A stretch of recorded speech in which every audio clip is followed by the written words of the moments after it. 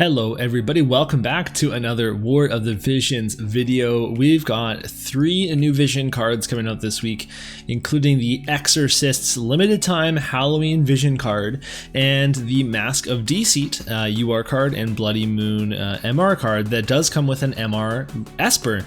So this is very exciting as well because we've got multiple global buffs coming to cards here and things are going to shake up quite a bit. It's going to be harder and harder to recommend should you pull because these cards are all really good and they're also going to be totally dependent on the direction that you want to take your account. So I'm going to give you as much information as I can about how they all work and then we'll see if we can help you make a decision in the end.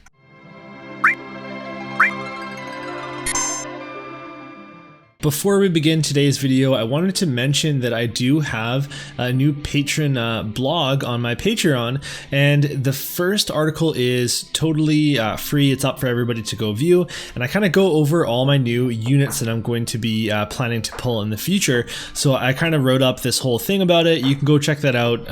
I'll put the link in the description. You can totally get in there and read it. My plan is to continue writing some of these. It's going to be weekly posts or more in the Patreon, and those will be available to anyone that is subscribed to me, so including the $1 patrons. Like, I'm really not looking for a fortune, but every little bit does help, and it helps me kind of upgrade my equipment so that I can make better content for you guys. So something to look forward to. I really like writing, so I'm super excited to be doing this every week. Alright, so before we actually look at the cards, I want to talk a little bit about the schedule because things have changed. So if we scroll down, this is the projected schedule on the Reddit resource sheets that I can put a link to in this description if I remember to. And you can see here that we've just had the Titan and everything, and we had the Warring Lords cards, and then we were supposed to get Skahal and Mary Alley right about here, but instead we got the 2 Halloween units, so we're 1 week behind there. So this is now going on to the next week, and we are getting, as projected, the VCs that you see right here, but we're also getting the Halloween limited time Vision card.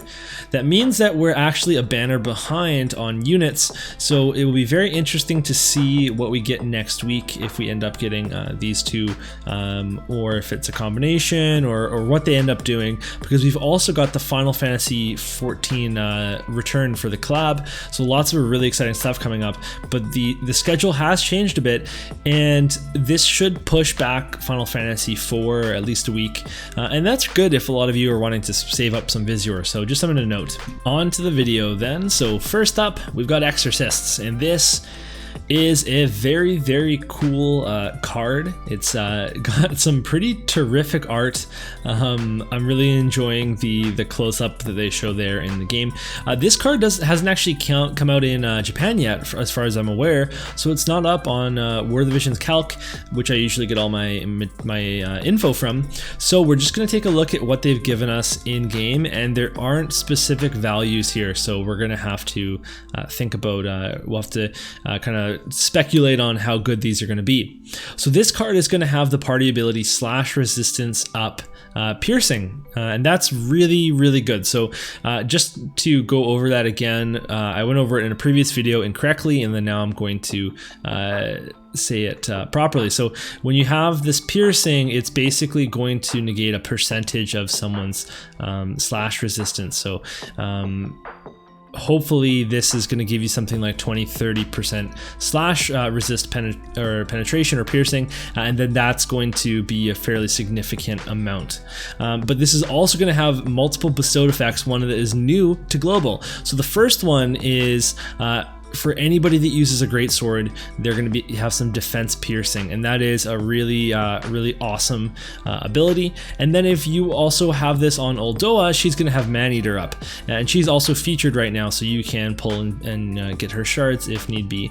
And this is going to be a really big deal. If you put this on Oldoa, she's going to be able to rip through tanks because she's going to get slash resist piercing up, defense piercing up, and Maneater up, all on one card. So it's obviously a really big buff for her, but a big buff in general for the greatsword users. And the question is, if you don't use greatswords, like for example, I don't really use any greatsword users on my account except for Rain, is this still worth it for the party ability? That's something that we'll have to talk about. So there's nothing else in the game that gives this ability, but we are going to get a card / Esper later on that is, I don't know what the name is, but it's a robot, so I like it. And he is going to give / resistance penetration to the bestowed effect for a unit, but not going to give it for the entire party. So this is a really great effect that we're getting on a card, and it's going to be very useful for everybody with / comps. If you're using piercing units, magic units, and gunners, then the / resist penetration is not nearly as big a deal, but it is just super useful for so many different units. So here's all of our greatsword users that are URs, and we do have some MR users as well. And I've put Rain here, but he's not really going to need that card as a greatsword user because it gives defense penetration up, and all of his magic skills will be coming up against spirit, not defense. So while Rain is a greatsword user, he doesn't really need the defense piercing up. But the rest of these units, they're going to be very happy with that card. And if you own any of the 3 units here besides Rain, then yeah, this card is a very safe bet for you. Okay, so next up we have Mask of Deceit, which is a very cool card, very timely with the story right now. And you can see that there's something super eye-catching on this card. There's something that pops right off the card that you can see. I'm of course talking about the mask.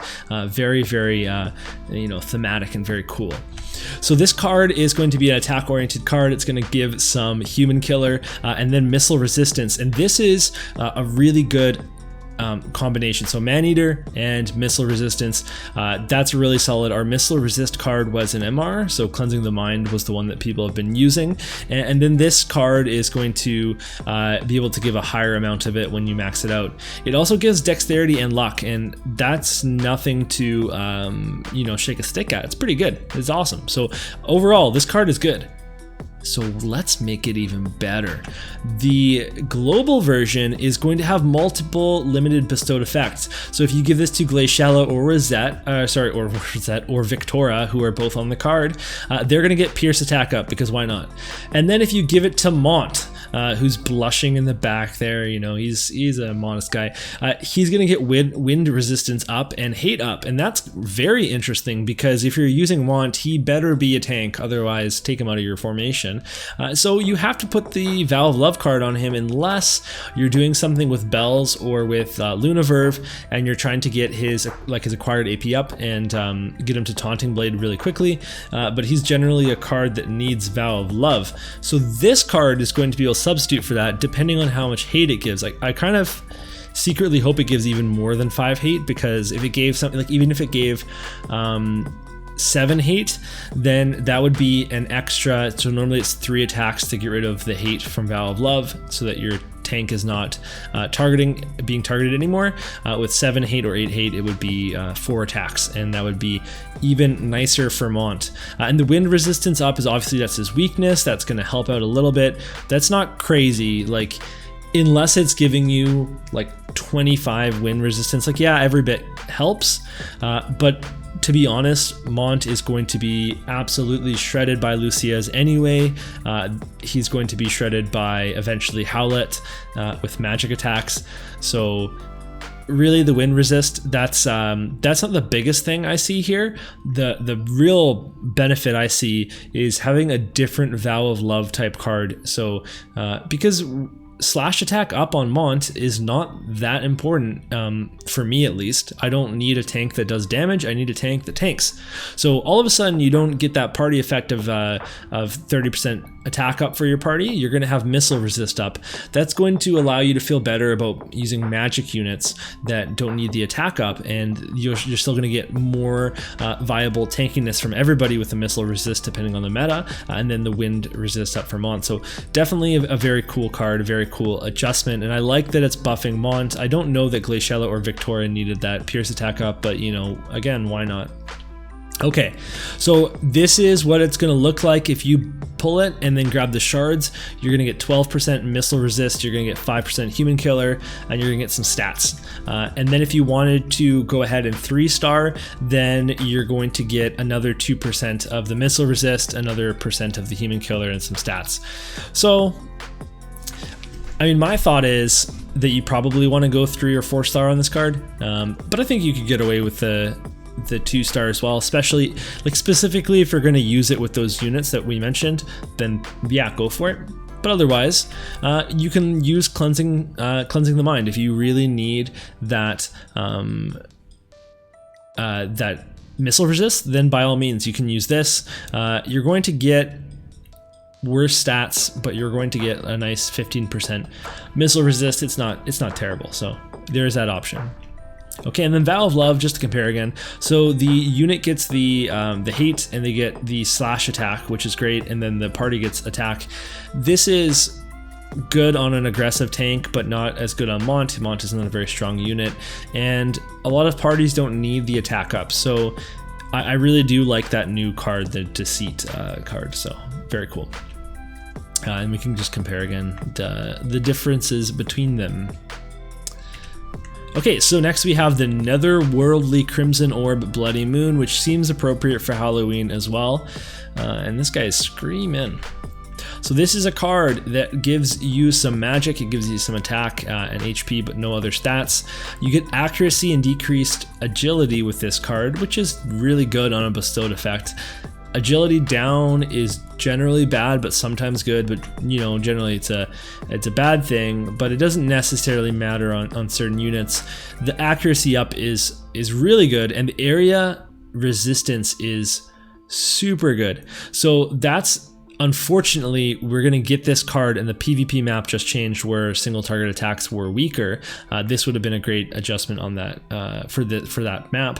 If you have Death Machine, then you already knew how powerful that is, but this is going to make you take less damage from any sort of AoE attack, if it's Blizzaga, Cosmo Plume, if it's Hallowed Bolt or Judgment Blade, Energy Buster, all of those types of things. Now it's important to note that if you get your resistance up to AoE attacks, then the opposing AI in PvP is just going to use single target attacks. So if you partner this with the Odin VC, you can just have overall, it's like you're giving resistance to all different attack types, striking, magic, slashing, everything. So it's a really solid card. So I'm actually rating this card super highly. I think it's great. So if you didn't know, this was a limited time card. This is also a robot that came out during the Final Fantasy 1 event, and you can get up to 20 area resistance, you get pierce resistance, and you get some really good attacking stats from this card. But the Blood Moon is still going to give you 15% AoE resistance, and I think that's really good. I'm really psyched about this. I'm not going to pull for it because I have Death Machine. I have my robot, but you might not, so you might want this. Okay, so then we had to talk about the Esper, and it is an Esper. It exists as an Esper. It has -10 to light resistance, and it's a magic-oriented Esper. There's nothing really popping out to me here. Agility's average is low, I guess, and then you know, the cast skill, it's there, it exists. But the skill tree, it's actually kind of cool. I like the skill tree. So we've got some cool stuff here. We've got magic attack up. It's not very high, but it's still good. You got missile resistance, which, you know, is always solid to have multiple sources of that. If there ever was like a really heavy missile meta again, you could go hard on that. And then 15% magic up. And then the charm resistance is kind of interesting. I don't think you actually want this. The reason I'm bringing it up is I wanted to segue into talking about the match battles and saying, if you're having trouble with being charmed, make sure that you turn off every single skill on that unit before you go into your match battles, because a charmed unit will then rely on their auto AI, and if your skills are turned off, they will not use any skills, and that can really help you swing the charm matchup if you've been coming up against that. But this is another way to do that as well. So this Esper is pretty lackluster, but I love the card, so I think it is still worth it. Okay, so that's it for the video, and I'm kind of gonna go through from the MR first. So for the Blood Moon, this is a big maybe. I think if you don't have the Death Machine from Final Fantasy 1 collaboration, then you should probably try to get this. I think the area resistance is super strong. I think it's definitely worth it. The Exorcist, again, it's a big maybe. If you have the Greatsword users, then yeah, this is a really good card for you. It's a no-brainer. You should pull for it. If you don't have any Greatsword users like me, then you're kind of in a tricky spot. Slash resist penetration is pretty big. It's a pretty big deal. The fact that this is limited is going to make people really wonder if they should get it. Just think about how much trouble you have against slash resist right now, because we already have a ton of ways to give slash resist. People can build up quite high. If you're having trouble with that, then and you have a lot of slashing characters, then yeah, maybe you should grab this. But if you use a bunch of different characters, then you don't really, bunch of different attack types, then you don't really need the Exorcist's card. So again, it's a maybe. Both of these cards so far are very, very good, but they're just not going to be for every account. And then Mask of Deceit, I think it's an auto yes. I think this is a great card because every single account, for the most part, has Mont built. So you've already got a tank that can use this, and then otherwise it just has some cool missile resist, man-eater, and then that added effect for two very popular units. A lot of people have Glaciella, obviously, so this is definitely going to be a pull for the majority of people that have Visior saved up, of course, because if you don't have Visior, then you can't pull on the card. Okay, that is going to be it for this video, and I hope that it was actually useful for you guys, and you can let me know in the comments below. And you can also go check out that Patreon article because I think it's really cool and I want to write more of them, so by all means check that out. And then otherwise, we'll see you soon with some more videos, and I hope you are having good luck in your class battle so far. So you can let me know about that too, because I'm very curious about that. I think I'm 18 and 7 right now, so I'm doing okay. All right, until next time.